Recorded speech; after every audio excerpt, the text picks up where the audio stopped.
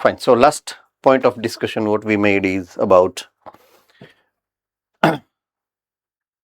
okay. So shall we begin? Food center. All right. So what I was talking is the last topic we have discussed is about the sex determination. As you know, all the traits and all the characteristic feature of an individual is decide with respect to their genotype. So characteristic is responsible, not responsible. It depends on whatsoever factors, whatsoever genes they have. Genes are carried by chromosomes. So ultimately chromosomes are responsible for two kind of trait. Number one, whether it is normal body's trait, that is vegetative trait, and whether they are for their sexuality, that is sex determination. So we have autosomes for vegetative trait expression, and we have allosomes for or sex chromosome for sex determination. So that was the ultimate last topic what we have gone through. Now today we are moving one step forward towards the next point of discussion called mutation. Mutation in common Gujarati or Hindi word, it is Vikruti. Right? So there is a sudden change. Ultimately what we are supposed to think is it is a sudden change, accidental change. Fine. But change in what? That's the concern. So right now we are discussing about the genes. So change in the gene. So apna center ni andar what we are discuss right now is the genes. In genetics we are concerning always about the genes. So when we think about the description which is given into this definition, it is a sudden, all of a sudden change, right? Heritable change. अब heritable change जब आएगा then it should concern with your gene. Heredity तो genes नहीं जो है.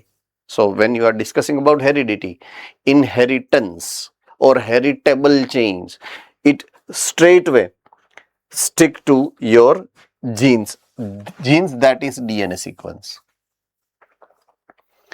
So it is a sudden change, all of a sudden change in DNA sequence. What kind of change? Look, change when you think about the sexual reproduction, right? In sexual reproduction,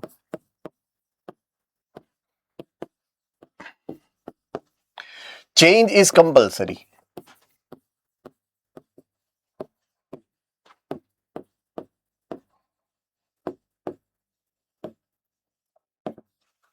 It is evolved for that purpose only.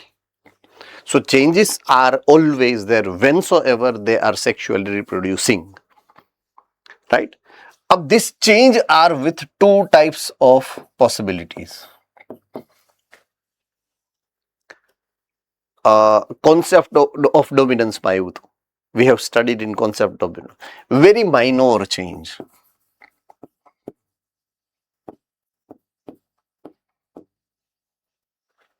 Leads to no or very little change. So if that change is happening very minute level, at very minute level, it result into either no change, or if it is change, it is very little so that we can avoid, we can neglect them. But if it is a major change,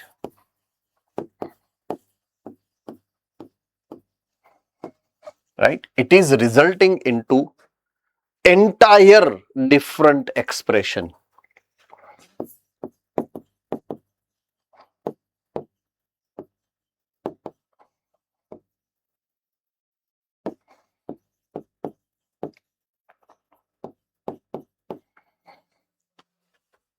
So it is entirely different expression which will be resulting into major change.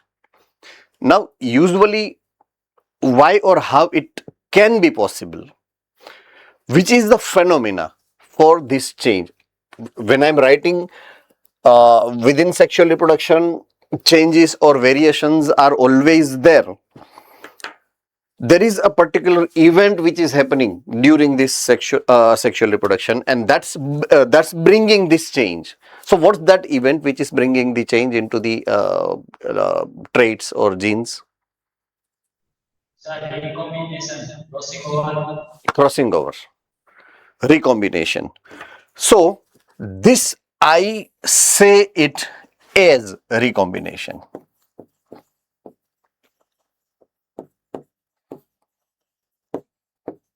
right? Which is very slow process. Why? Change means when the expression is getting changed, but thing is that it is getting very slight change, very slight change, very slight change generation to generation. So it may be possible that first generation and 1000th generation have two different phenomena with reference to expression. So it takes very long time. I hope I am very clear with this. But this I say accidentally, very major change which is happening. Accidentally, I mean by some error, by some mistake. There are major changes which are happening. And that's what is said, the mutation. So this is mutation for us.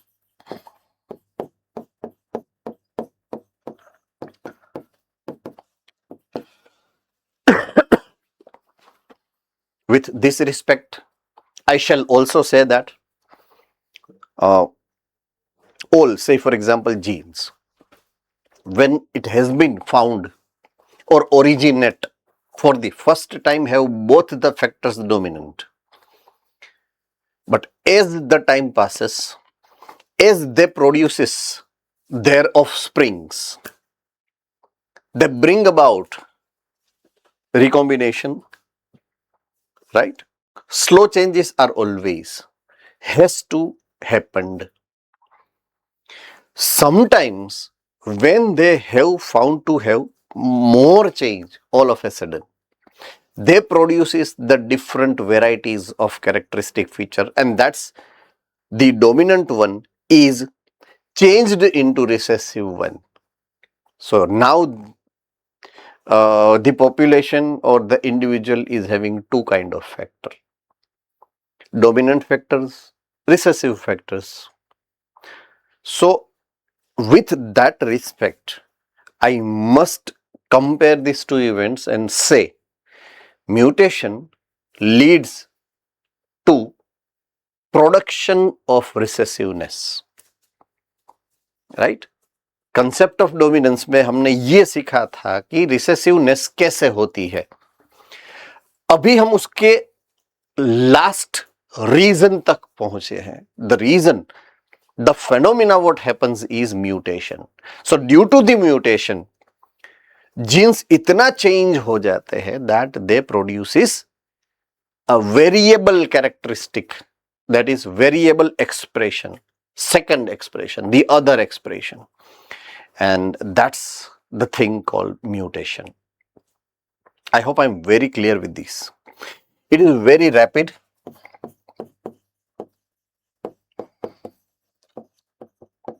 sudden,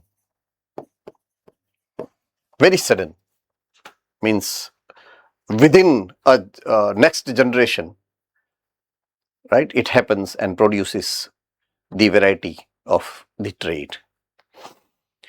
So whensoever, when I compare these two changes, I compare these two kind of things, usually they are beneficial, usually beneficial.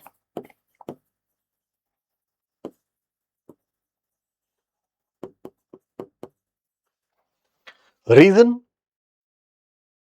adaptability. For the sake of adaptation we are doing this.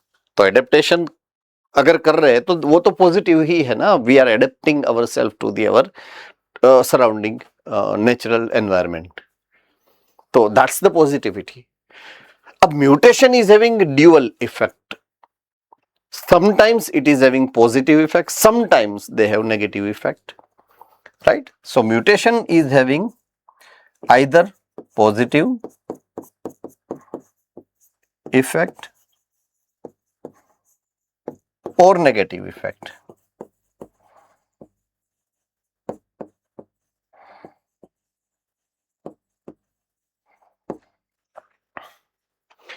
Now, positive effects are, say for example, sometimes a person is born with 6 fingers. Hrithik Roshan, right? So it has got the mutation. लेकिन वो उसके father में नहीं था, उसमें आ गया suddenly, all of a sudden I said. तो mutation is that fast. अब उसके सन में नहीं गया है. So that kind of phenomenon mutation is having, right? Say for example, our hair color and hair type. Original hair type is what? It is curly hair, because Negro people, if you say Negro, African, we have originated human race into Africa, if you know. पता है ना? तो हमारे बाल African जैसे नहीं है. अगर पूरी सोसाइटी देखो ना, हमारी पूरी एशियन सोसाइटी देखो, rarely you can find that kind of hair, curly hair. Maybe 5% curly hairs you can find into the population. So dominant character निकल गया, रिसेसिव डोमिनेंट हो गया यहाँ पर. आप समझ रहे हो ना मेरी बात को? सो उसने हेयर क्वालिटी जो हमारी है उसको अच्छा किया या बुरा किया है? अच्छा किया है. पॉजिटिव इफेक्ट है वो म्यूटेशन की. आप समझ रहे हो ना मेरी बात को? It is having positive effect, but there are many which produces negative effect, right? जब वो नेगेटिव इफेक्ट करेंगे तो उससे हमारी बॉडी के अंदर काफी सारे अनवांटेड चेंजेस देखने को मिलते हैं. We observe very unorthodox, what you say, changes of your body characteristic feature are getting changed either metabolically or structurally. So उसको हम बोलेंगे abnormality, right? क्या बोलेंगे? abnormality. नॉर्मल लैंग्वेज में अगर हम बोले तो हम उसको बोलेंगे disease. Metabolically it is called disease, structurally it is called abnormality. So these are the two things what is associated with these negative effect of mutation. So mutation की अगर negative effect होती है तो it brings the disease, it brings the abnormality into an individual usually. So हम अब यहां पर जा रहे हैं. We are diverting our interest towards that point of view. Yes, Puj Center. Sir disease थोड़ी होंगे, डिसऑर्डर्स होंगे ना सर. हाँ, दिस इज, मैं क्या बोल रहा हूँ, कॉमन टर्मिनोलॉजी. वो साइंटिस्ट की टर्मिनोलॉजी की बात नहीं है ना? है ना? सो it is genetical disorders, technical terminology. Genetical disease, common terminology. So that's the thing. Yes, it is abnormality, it is disorders. तो वो क्या होंगी, कितनी होंगी, कैसी होंगी, that's what we are now going to describe. Learn, I mean, not describe. Somebody has described, we are studying them. है ना? So let us move our intention and interest towards them. So let us first again revise the mutation definition. So it is a sudden heritable change occurring into DNA sequence that result change in neither genotype but also phenotype. क्योंकि genotype में change आएगा तो phenotype में तो आना ही है definitely. सो हमारा concern ये है फिनोटाइप चेंज होगा, बट फिनोटाइप चेंज होता है क्यों? Because of the change in genotype. Genotype में चेंज क्यों हुआ? Because of the mutation, right? So recombination and mutation, these are the two things which leads to produce variation. मैंने अभी आपको दो कैटेगरी समझाई. रिकॉम्बिनेशन तो नॉर्मल फिनोमिना है, बट म्यूटेशन जो है ऑल ऑफ ए सडन इतना चेंज कर देता है कि very suddenly the traits are appearing into the individual. So that's what the mutation means.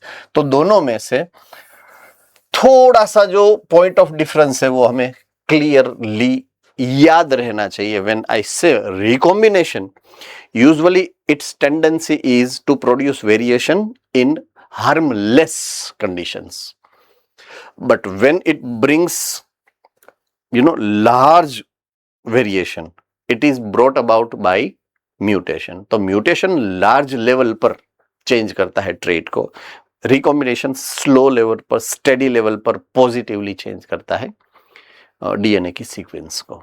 I hope I am very clear. Alright, types of mutation which is given here. एक का नाम है point mutation, दूसरे का नाम है frame shift mutation. I repeat, one is point mutation and the other is frame shift mutation. दोनों के बारे में हम वन बाय वन बात करते. तो सबसे पहले आने वाला है point mutation. Now to understand that phenomena we are suppose to get into this diagram first. DNA sequence को यहां पर एक आपके सामने रखा गया है. डीएनए की पूरी एक सीक्वेंस है जहां पे स्टार्टिंग हो रहा है थाइमिन टी से. Adenine, adenine, cytosine, thymine, guanine, cytosine, adenine, guanine, guanine and thymine. That's the sequence which is there. अब छोटा सा चेंज आया, थोड़ा सा चेंज आया, सिर्फ एक न्यूक्लियोटाइड पर आया है और वो न्यूक्लियोटाइड है ये. बाकी की पूरी सीक्वेंस एक जनरेशन में से दूसरी जनरेशन में ट्रांसफर तो हुई by changing one single nucleotide. If you see कि पहले थाइमिन था, यहां पर साइटोसिन आ गया. पूरी सीक्वेंस के एक ही पॉइंट पर पॉइंट म्यूटेशन हुआ. क्या हुआ? Point mutation. तो इसका मतलब पॉइंट म्यूटेशन का मैंने आपको इंडिकेट किया कि पूरे जीन के एक पर्टिकुलर पॉइंट पे सिंगल न्यूक्लियोटाइड में अगर कुछ घपला हो जाता है बाय मिस्टेक, राइट, इधर उधर हो जाता है, तब इधर उधर दोनों होना चाहिए. एक निकला, दूसरा वहां पर घुसा है. थाइमिन निकला तो साइटोसिन ने रिप्लेस किया है उसको, है ना, खाली नहीं छोड़ दिया है उसको. खाली छोड़ा होता तो वो अलग फिनोमेना हो जाता है. रिप्लेस होता है, that is point to remember. So it is the mutation due to change in single base pair of DNA. DNA के कोई एक ही बेस पेयर के अंदर जब चेंज होता है तब उसको हम बोलेंगे पॉइंट म्यूटेशन. एग्जाम्पल जो यहां पर आपके सामने दिखाया गया है उसको हम बोलेंगे सिकल सेल एनीमिया. क्या बोलेंगे? Sickle cell anaemia.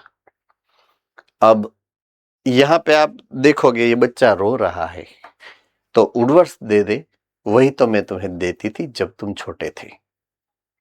एड आती थी एक एडवर्टाइजमेंट वुडवर्थ नाम के लिक्विड की, है ना. तो उसमें एक डायलॉग था, बच्चा रो रहा है तो बड़ी कोका है, देखिए, तो उडवर्स दे दे, वही तो मैं तुम्हें देती थी जब तुम छोटी थी, है ना.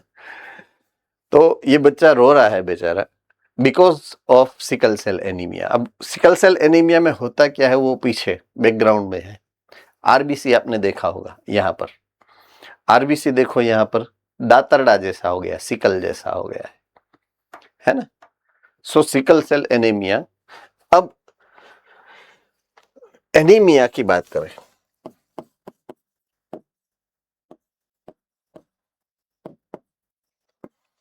एनीमिया का मतलब पता है आपको या मैं एक्सप्लेन करूं?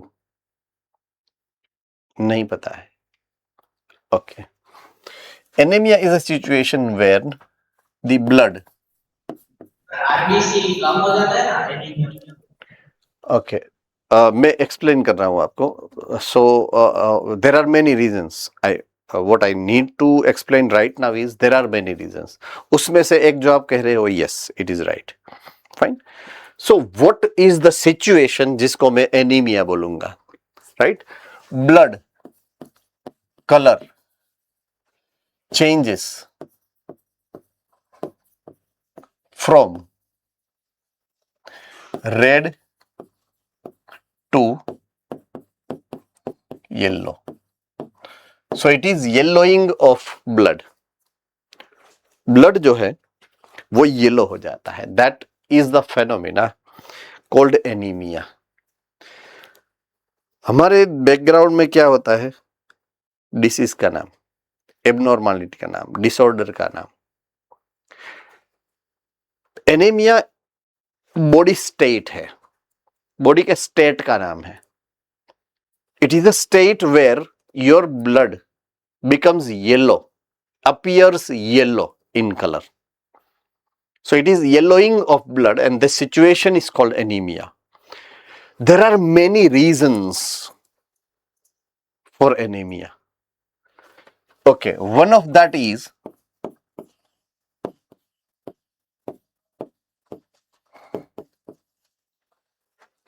jaundice. So there as well you find yourself yellow. Right or wrong? What is the reason behind jaundice? पता है?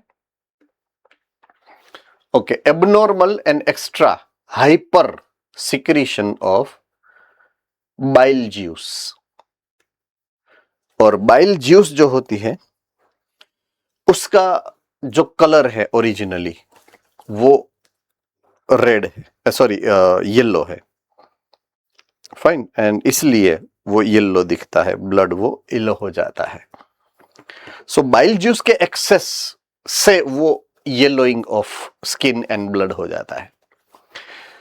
दूसरा रीजन होता है, वो होता है बाय चेंजिंग आरबीसीस. ये major reason. By changes in RBC, in लिखना भूल गया. अगर आरबीसी में कोई घपला हो जाता है तो your blood is red because of RBC. अगर आरबीसी लंगड़ा हो गया बेचारा तो ब्लड रेड दिखना बंद हो जाएगा. Then it appears yellow. अब वो येलो ही क्यों दिखता है? Why not the other colour? जब आरबीसी का रेड कलर डिसअपियर होता है, से फॉर एग्जांपल स्लोली, तो वो येलो ही क्यों दिखता है? Why not white?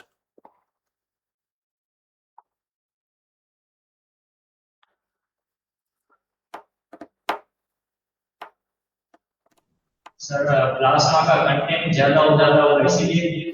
प्लाज्मा का कलर ही पेल येलो है. राइट. प्लाज्मा का कलर पेल येलो है तो वो येलो ही दिखेगा ना. रेडनेस तो वो येलो कलर के प्लाज्मा में रेडनेस किसने डाली थी? आरबीसी ने. अब वो धीरे धीरे कम हो गई तो येलोनेस तो बाहर निकलेगी ना बाद में. So that's why it is getting yellowed and that's what anaemia. अब सिकल सेल एनीमिया में जाते हैं. नाम की बात करता हूं, नाम सिकल सेल एनीमिया.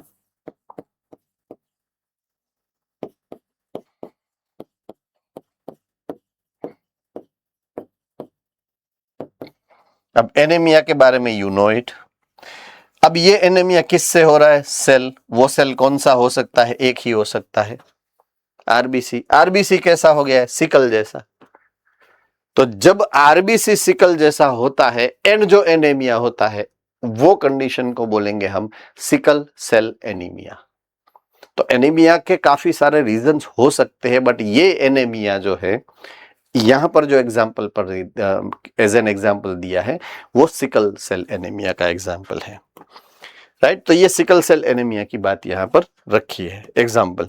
अब ये सिकल सेल एनीमिया डिटेल में भी एक्सप्लेन करा हुआ है लेकिन आगे आएगा, तो अभी के लिए हम उसको छोड़ देते हैं. Later on we are suppose to explain it into the detail. कैसे होता है वो, क्या इफेक्ट है उसकी, राइट, सब देखेंगे मोलिक्यूलर लेवल पर भी, लेकिन थोड़ी देर बाद. Okay. Mutation type 2 is frame shift mutation. I repeat, frame shift mutation. अब उसको समझाने के लिए मैं आपके सामने यहां पर से फॉर एग्जांपल डीएनए के एक सीक्वेंस है वो रख रहा हूं. A B C D E F G H blah blah blah blah, ये पूरी सीक्वेंस है डीएनए की, ये जीन्स से फॉर एग्जांपल उसके न्यूक्लियोटाइड की सीक्वेंस है। ये हम एज्यूम कर रहे हैं, ऐसा नहीं होता है, एबीसीडी नहीं है वहां पर, है ना। एसीजीटी का ही बनता है, एडेनिन ग्वानिन साइटोसिन थाइमिन का ही बनता है। सो से फॉर एग्जांपल यहां पे चेंज हुआ है, से फॉर एग्जांपल ये जो डी है, राइट, डी की जगह पर एक्स आ गया, एक्स, तो ये हो गया पॉइंट म्यूटेशन। पहले डी था, एबीसीडीई था, अब एबीसीएक्सई है, तो पॉइंट म्यूटेशन हो गया है। यहां पर क्या हुआ है, पॉइंट म्यूटेशन। अब ऐसा कब होना चाहिए अकॉर्डिंग टू यू, ये कब होता है? अगर मैं ये सवाल पूछूं कि ये हो रहा है, मैं एक्सप्लेन कर रहा हूं, आप सुन रहे हो, लेकिन वो होता है कब, कब होता है ये? होली कब है, कब है होली? सर गैमेट प्रोडक्शन के टाइम, क्यों गैमेट प्रोडक्शन के टाइम पर होता है? मियोसिस, मियोसिस में ऐसा क्या होता है? सिकोवर, क्या? Recombination, crossing over, right. So it is happening at meiosis while they cross over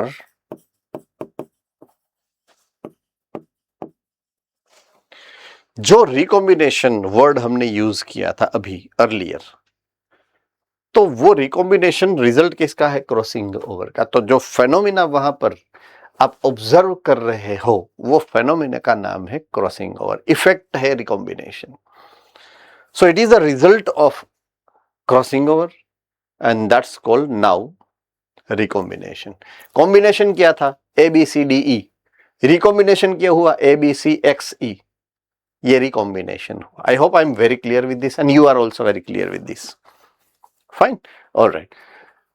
तो यहां पे हुआ क्या था, ये यहां पर था D, तो D को यहां से निकलकर यहां पर आना था, और X जो बाहर था वो वहां से निकलकर यहां पर जाना था, राइट। ऐसा हुआ है कोई भी रीजन से ड्यूरिंग क्रॉसिंग ओवर। अब हम जितना इजीली इसको समझ रहे हैं, मैं जितना इजीली आपके सामने वो रख रहा हूं कि ऐसा होता है, एक्चुअल में things are quite a lot complicated. It's not that easy to happen, इतना इजीली हो नहीं जाता है, हो नहीं पाता है वो। रीजन बताऊं आपको, रीजन ये है उसके पीछे का कि there are many things which are happening, many types of metabolic processes which are happening, very multiple factors on which these kind of events are depended on, right? वो कितने सारे फैक्टर्स के ऊपर डिपेंड होती है ये सब चीजें। मे बी एनवायरमेंटल फैक्टर होता है, समटाइम्स न्यूट्रिशनल फैक्टर होता है, समटाइम्स केमिकल फैक्टर होता है, समटाइम्स फिजिकल फैक्टर होता है, समटाइम्स बॉडी की इंडिविजुअल हेल्थ होती है। So there are many things which are getting even which are affecting to this process. तो काफी सारी टाइम क्या होता है with reference to sexual reproduction. चलिए, sexual reproduction is itself very complicated process. I have told you many year of the time, if you remember, it is quite at par, extremely complicated process. तो हर एक time ऐसा नहीं होता है कि जो जिस स्पीड में वो काम होना चाहिए उस स्पीड में वहां पर उसको केमिकल्स अवेलेबिलिटी हो, काफी सारी टाइम्स नहीं होती है। सही फॉर एग्जांपल, अगर हमें बस से कहीं पर एक स्टेशन से दूसरे स्टेशन जाना है, बस का टाइम वहां पे या तो ट्रेन का टाइम वहां पर दिया गया है कि 2 बजे 10 मिनट पे आएगी ट्रेन या तो बस। आप स्टेशन पर पहुंचे हैं 2:12 पर, तो do you think train would be waiting for you और बस would be waiting for you? उसका जाने का टाइम था, सही फॉर एग्जाम्पल 2:10, तो वो 2:10 से 10 सेकंड ज्यादा खड़ी रह सकती है, बट 5-10 मिनट ज्यादा आपका वेट तो नहीं करेगी ना कि सर आएंगे उसके बाद ही मैं निकलूंगी वरना नहीं निकलूंगी, ऐसा नहीं होता है, वो निकल जाती है। सो वहां पर लेट आप है, यानी कि केमिकल है, प्रोसेस तो होगी। पॉइंट समझो आप। तो केमिकल्स तो बाहर से हम सप्लाई करते हैं ना, फूड से न्यूट्रिशन को सप्लाई करते हैं, तो काफी सारे टाइम क्या होता है कि उस न्यूट्रिशन को जब पहुंचना होता है तब वो नहीं पहुंच पाता है यार, होता है ना ऐसा, कभी कभी हो जाता है, उसमें क्या प्रॉब्लम है? प्रॉब्लम यहां पे होता है, हमें कोई नहीं होता है। अगर हमने बस चूक ली तो ठीक है, चलिए ना फोन कर देते हैं, कल निकलूंगा या नेक्स्ट बस से आ जाता हूं, उसमें कोई प्रॉब्लम नहीं है। लेकिन यहां पे बस छूट गई तो गए। सो यहां पे बस छूटती है तो क्या होता है उसकी बात है, हमें जो समझनी है अभी बात वही है कि अभी बस छूट गई, डी उतर लिया, बस आई, थर्ड फोर्थ सीट पे जो पैसेंजर था उतर गया, अब वहां पर अपना बुकिंग था, अपन है एक्स, तो अपन वहां पर पहुंचे, वो लेट हो गया, तो बस को तो निकल जाना है ना खाली सीट पर ही,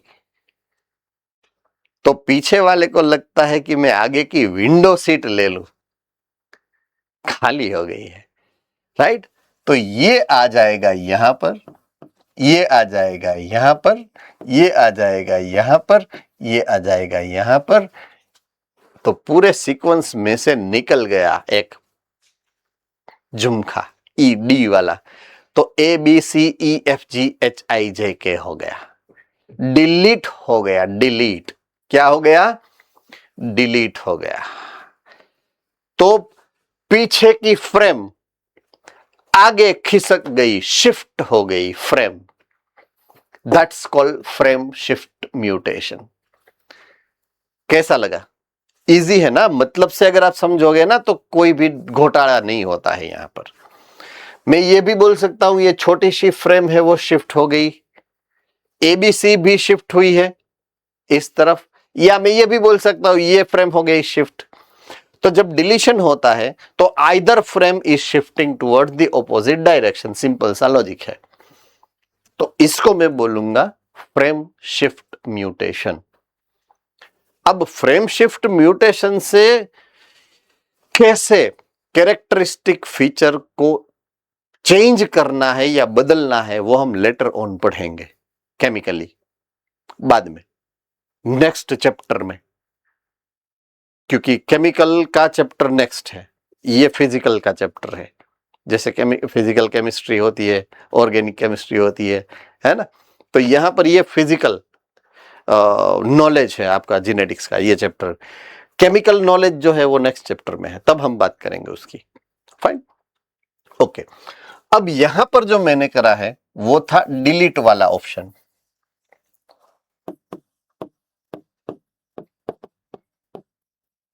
डिलीशन हुआ है यहां पर, डी जो है वो डिलीट हो गया, रेडी, यहां पर था पहले, अब ये यहां से निकलकर यहां पे बेचारा फंस गया कहीं पर, राइट।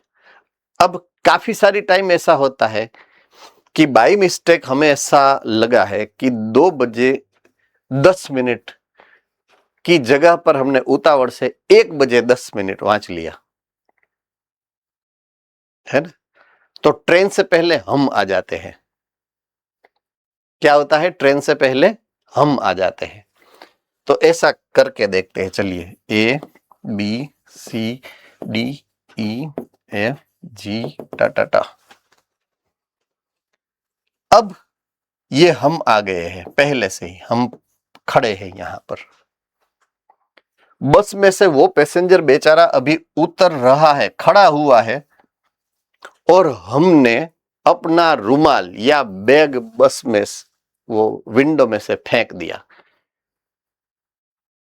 एंड विंडो में से कूद गए सीधा यहां पर। अब वो खड़ा ही नहीं हुआ है अभी, बस में साइड में भी काफी सारे लोग थे,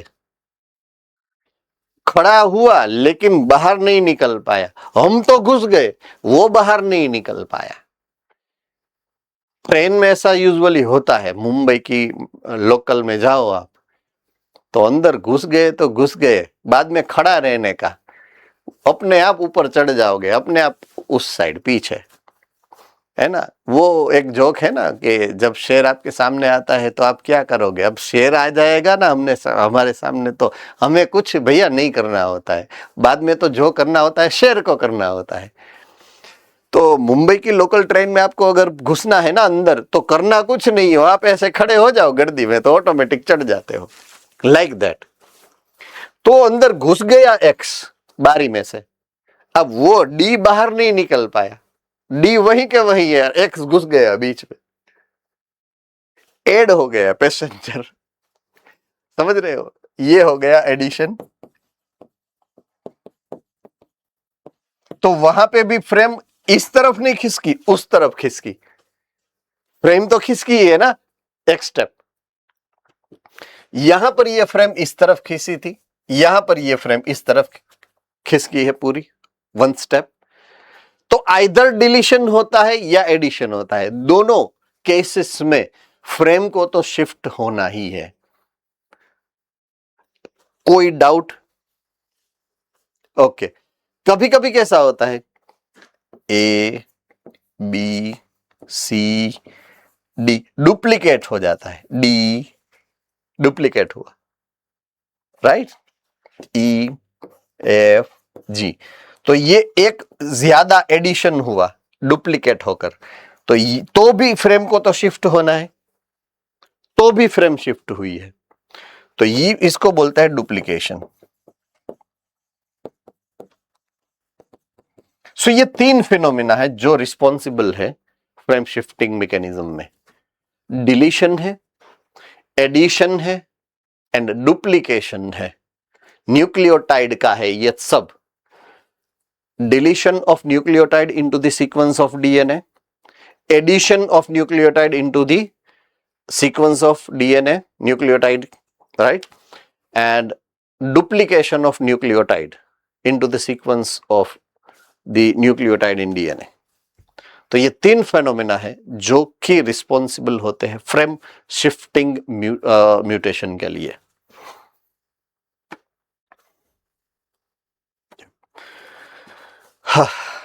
सो यहां पर जो आपकी टेक्स्ट बुक के अंदर मेंशन्ड फेनोमेनाज है उसके बारे में अगर हम बात करें तो इट इज द डिलीशन और इंसर्शन, जैसे मैंने समझाया आपको, राइट, डिलीशन और इंसर्शन। तीसरा मैंने ऐड किया जो यहां पर नहीं है वो है duplication of base pair resulting into the shifting of DNA sequence. DNA sequence को शिफ्ट कर देता है, या डिलीट होता है या ऐड होता है, वन और more nucleotide. Okay, loss that is deletion, gain दो यहां पर है, इंसर्शन डुप्लीकेशन दोनों, एडिशन यानी कि इंसर्शन।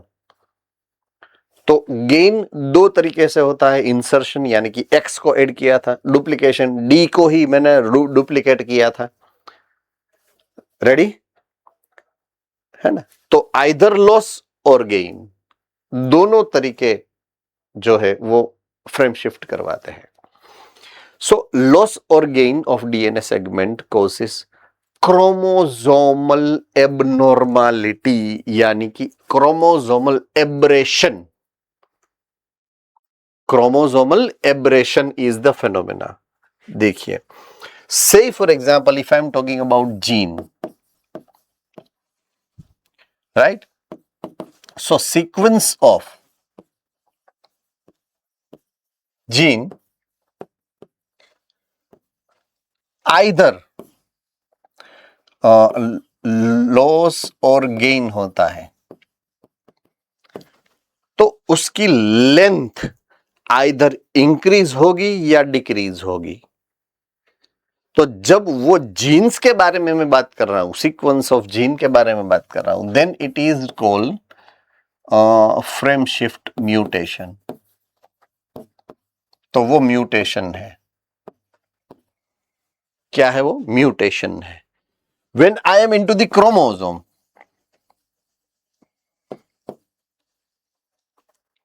राइट, तो जीन्स किसके ऊपर लोकेटेड है? क्रोमोसोम के ऊपर।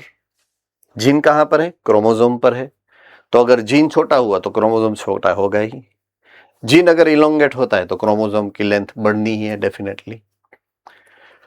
तो उसके लिए अगर क्रोमोसोम की लेंथ इंक्रीज होती है, साइज इंक्रीज होती है या तो डिक्रीज होती है, राइट। सो सीक्वेंस नहीं बोलूंगा, क्रोमोसोम का होता है साइज ऑफ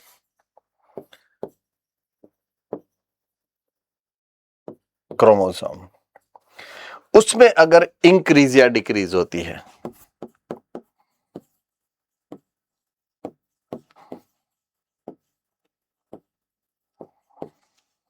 तो मैं उसको एब्रेशन बोलता हूं।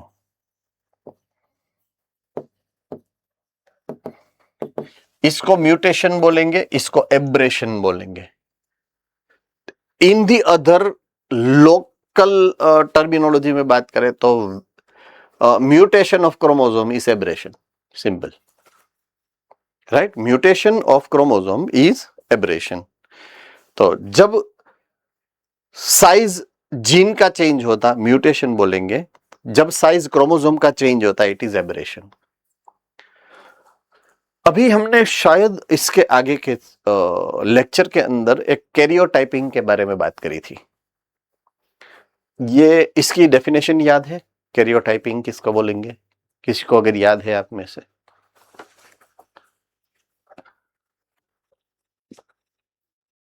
कैरियोटाइपिंग सर क्रोमोसोम्स की study, not study but arrangement, ऐसा कुछ मैंने बोला था। अब याद आ रहा है तो रिवाइज कर सकते हो आप। Can you repeat the definition? Sir arrangement of chromosome in equatorial plate in metaphase. Okay, based on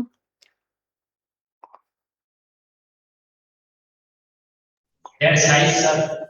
their size, ये रहा। कोई लॉन्ग क्रोमोसोम है, कोई छोटा है, कोई उससे भी छोटा है, कोई वेरी छोटा है। तो वो क्यों ऐसा है उसका आंसर मैंने दिया आपको।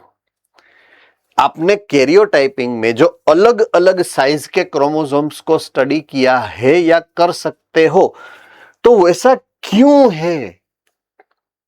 क्योंकि म्यूटेशन कंपलसरी है। अगर म्यूटेशन होता है तो क्रोमोसोम की साइज इंक्रीज या तो डिक्रीज होनी है। अगर वो होता है, इसीलिए तो हमारे अंदर डिफरेंट डिफरेंट साइज के क्रोमोसोम है, राइट। तो एब्रेशन की वजह से ही हमारी बॉडी के सेल्स के अंदर क्रोमोसोम्स जो है उसकी साइजेस के अंदर वेरिएशन मिलते हैं आपको। एक जैसे ही नहीं है सब क्रोमोसोम्स। मे बी जब at the time of the initiation of evolution तब मे बी सेम होने चाहिए, होंगे। As time passed they are changing with their shape and size. क्यों चेंज हुए? Because of the aberration. Aberration क्यों होता है? म्यूटेशन। म्यूटेशन क्यों होता है? Crossing over. तो ये सब एक दूसरे के साथ वेरी क्लोजली रिलेटेड है, बट इंडिपेंडेंट इवेंट्स है ये सब। दे are closely related but independent processes. इन फेनोमेना सब अलग अलग है, राइट। अब से फॉर एग्जाम्पल आपका पढ़ना एक प्रोसेस है, राइट। आपके फादर की इनकम अलग फेनोमेना है, बट आपके फादर अगर बिजनेस कर रहे हो और उसको बहुत बड़ा करोड़ों रुपए का से फॉर एग्जांपल लॉस आता है, तो उसकी इफेक्ट तो स्ट्रेट वे आपको पता चल जाएगा, तो आपकी स्टडी में आएंगी ना। अब फेनोमेना तो देखिए स्टडी में आपको इट इज इंडिपेंडेंट प्रोसेस ना, it is not same process. Study आप कर रहे हो, कमा आपके फादर रहे, बट दे आर इंटरकनेक्टेड। कहीं ना कहीं उसका कनेक्शन तो है ना। Not with the flow of process but with the feelings. Feelings से तो आप जुड़े हुए हैं ना आपके फादर के साथ, आपकी फैमिली के साथ। तो जहां पे उनको पेन होगा वहां पे आपको इफेक्ट आएगी। So those kind of things they are कि एक होता है तो बाकी का पीछे का पूरा हायरार्की हिल जाता है। एंड इसीलिए अलग अलग जगह पे उसकी एक इवेंट की असर आपको कितने सारी जगह पर मिलेगी, है ना। आप समझ रहे हो ना मेरी बात को। क्रॉसिंग होता है, क्रॉसिंग ओवर। अब वो रिकॉम्बिनेशन भी कर सकता है, वो म्यूटेट भी हो सकता है, एंड एट द एंड सभी का रिजल्ट आएगा एब्रेशन होता है। सब जगह पे उसकी इफेक्ट होती है ना। Alright, so at the end it is resulting into chromosomal abnormality or chromosomal aberrations. If you want to observe them, chromosomal aberration को अगर आपको देखना है, abnormality into chromosome, you can see them into the cancer cells, right? Cancer cell में आपको easily दिख जाएगा। अब मैं उसको रिवर्सिबली देखूं या तो एक्सप्लेन करूं, तो जब कैंसर होता है तब क्रोमोसोम एबरेशन होता है। जब कैंसर होता है तो क्रोमोसोम एबरेशन होता है। तो अब मैं इसी स्टेटमेंट को पढ़ूं तो अगर मुझे क्रोमोसोम एबरेशन को देखना है तो मुझे कैंसर सेल को स्टडी करना होगा। सिंपल। आप समझ रहे हो ना मेरी बात को, है ना। Fine, okay.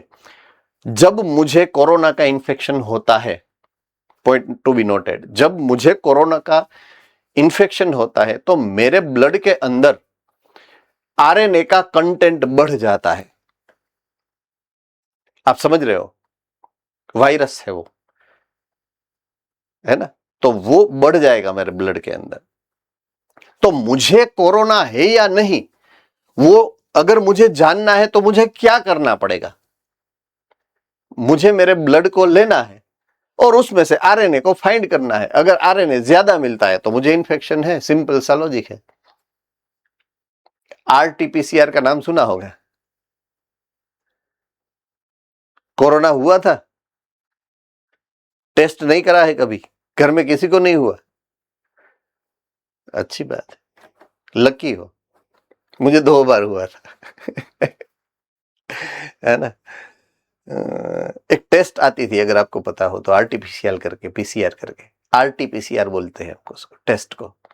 वो टेस्ट करवानी होती है। अगर ताव आता था ना, तब जब कोरोना का पीरियड चल रहा था तब, तो अगर भूल से भी ताव आ गया, सर्दी उधरस हो गई, तो आपको कंपलसरी वो आरटीपीसीआर करना पड़ता था। तो आरटीपीसीआर था क्या, कुछ नहीं, ब्लड लेके वो टेस्ट कर लेते थे। तो इसको, क्रोमोसोमल एबरेशन को अगर आपको टेस्ट करना हो तो कहां पे टेस्ट कर सकते हो, कैंसर सेल के अंदर। क्यों? क्योंकि कैंसर सेल में एब्रेशन होता ही है। एब्रेशन से ही cancer, normal cell cancer cell बन जाता है, बिकॉज ऑफ एब्रेशन ओनली। तो मुझे स्टडी करना है तो मैं उसको देख लूंगा, तो मुझे एब्रेशन देखने को मिलेगा, राइट।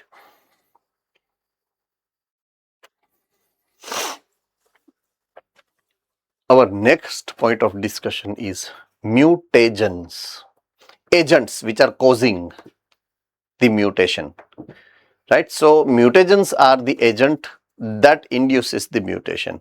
जिससे हमें mutagens, जिससे हमें म्यूटेशन होता है। जो mutation is not normal crossing over, abnormal crossing over है, तो उसको चीटियां भरने के लिए कोई होगा।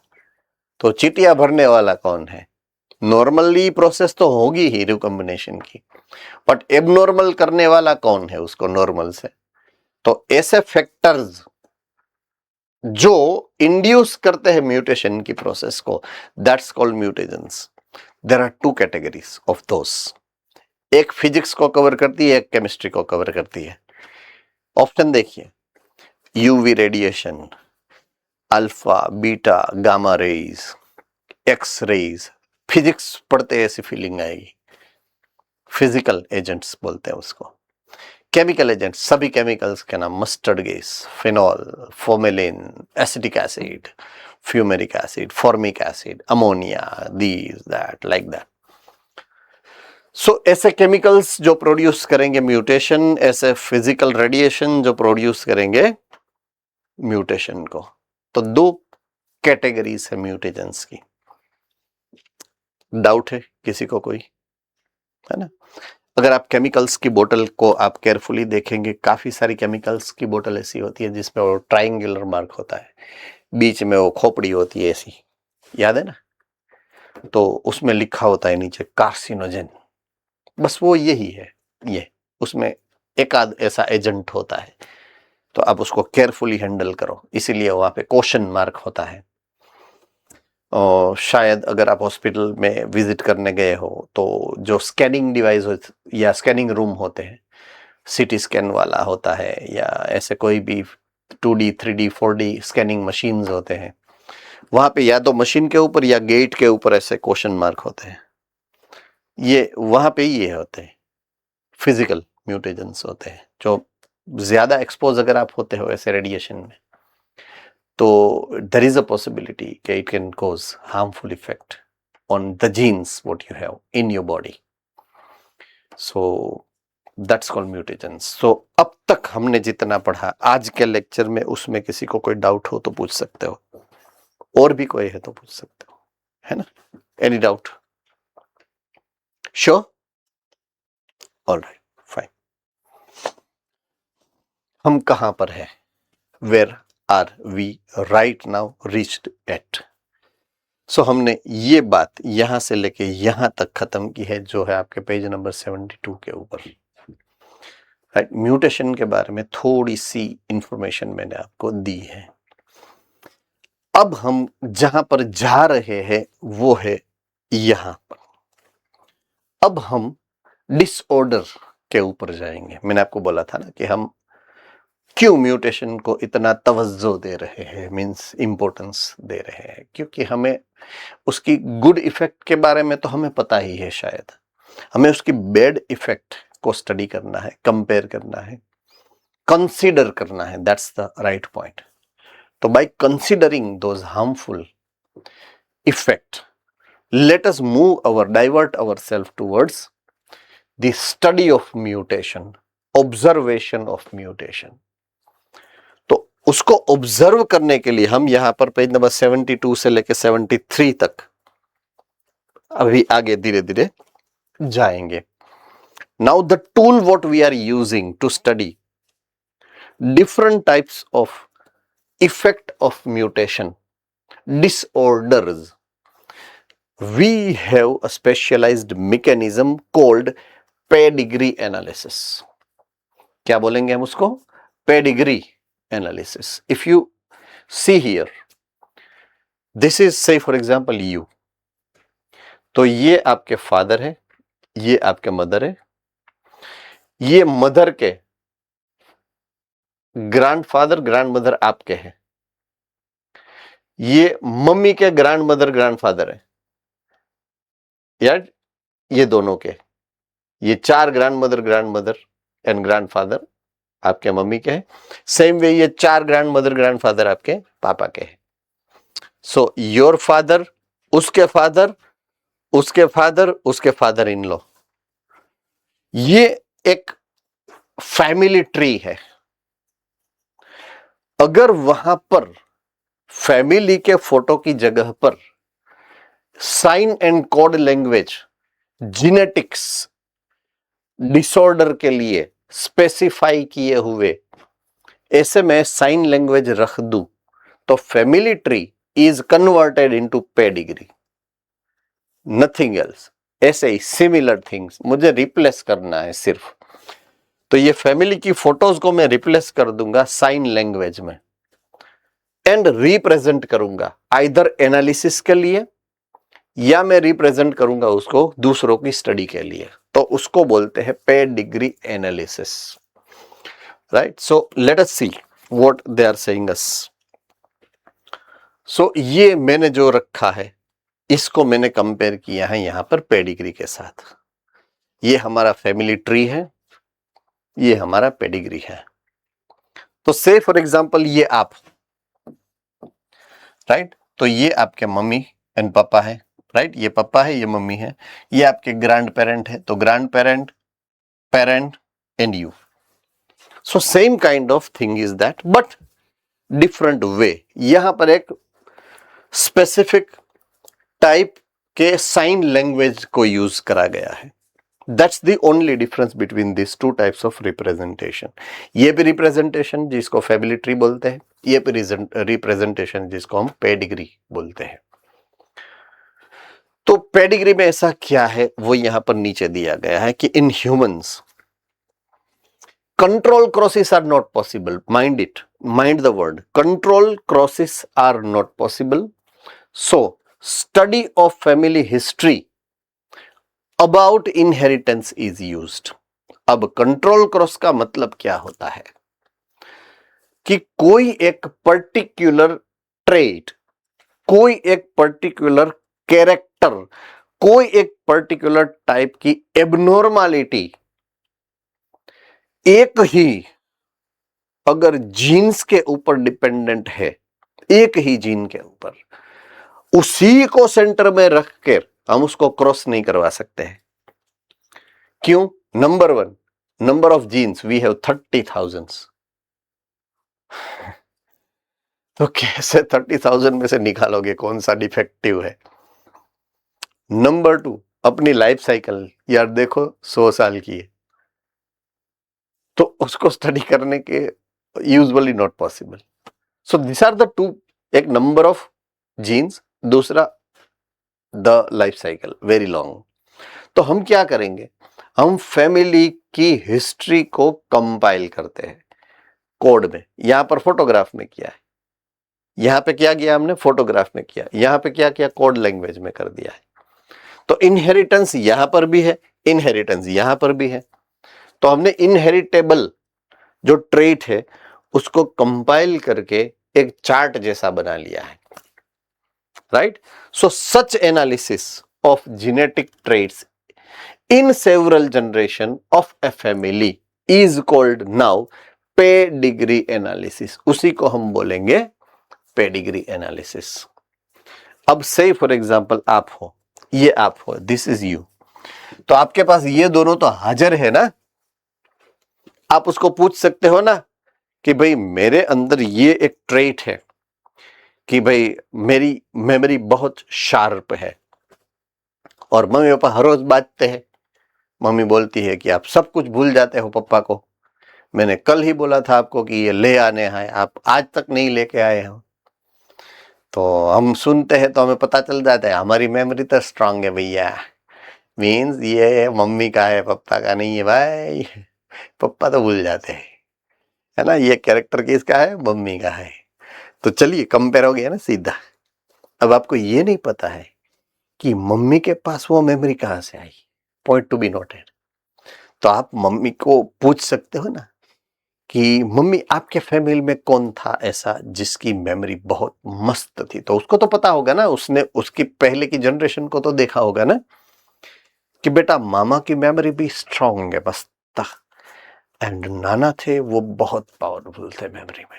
तो नाना के पास से किसको मिला है, मम्मी को, मम्मी के पास से कहां से मिला है, आपको मिला है। So that can be possible. तो आप नाना की या मामा की फोटो चिपकाओगे, नहीं, ऐसा नहीं है, सिर्फ उसको कोड इन साइन लैंग्वेज में लिखना है। तो पूरा एक चार्ट बना सकते हो ना। आप समझ रहे हो ना मेरी बात। जितनी इंफॉर्मेशन आप गैदर कर सकते हो, सही फॉर एग्जाम्पल, वो सब आप कोड लैंग्वेज में डाल सकते हो।